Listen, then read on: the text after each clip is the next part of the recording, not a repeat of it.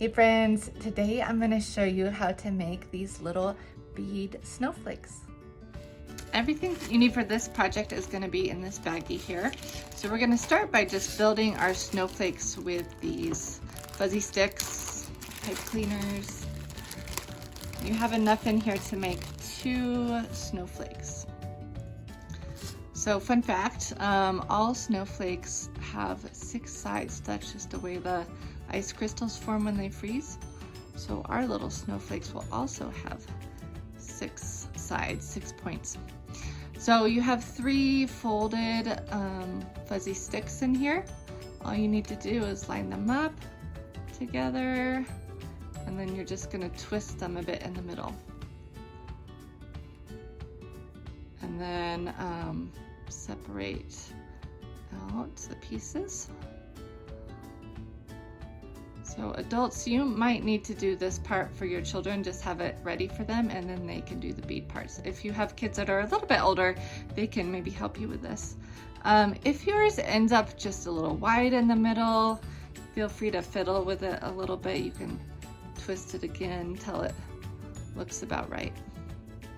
So once you've got your snowflake here, you want to have some kind of shallow bowl or plate to pour the beads on so they don't roll everywhere.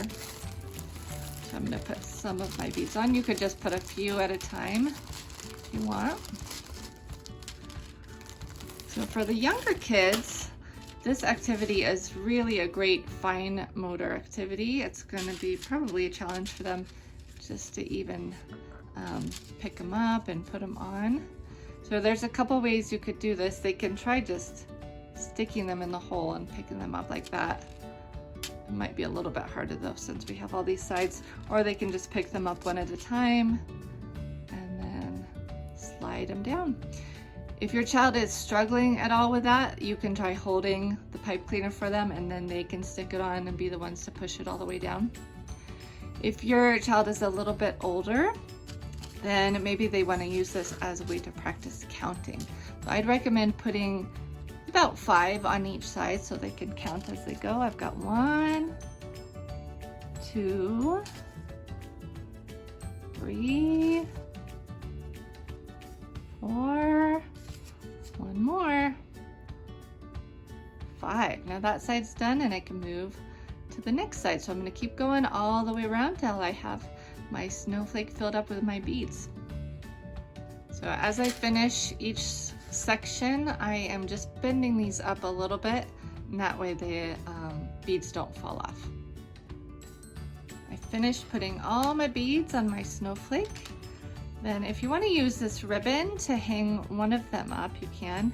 If you have some fishing line at home or even some floss, you could use that if you want to hang both of them up. But I'm just going to tie a little knot in the end of the ribbon so that we'll have a loop that we can use here. Okay, so I've got my loop, and then I'm going to put this over one of them. And that'll be where I can hang it up. So all you're going to do to finish off your snowflake is you're just going to fold it over once. If you want to try and tuck it in a little bit to that top bead, you can. And then I'm going to fold it over again. You just want almost like a little ball at the end so that the beads don't come off. So I'm going to do that to each side.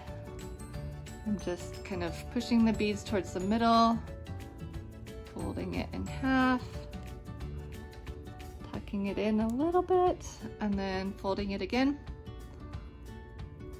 Then I'll go around and do that to each of the sides. I got a little bit wobbly when I was finishing off the ends, so I can just straighten it out a little bit, straighten each of these sides, and that's it. Now our snowflake is ready to hang up.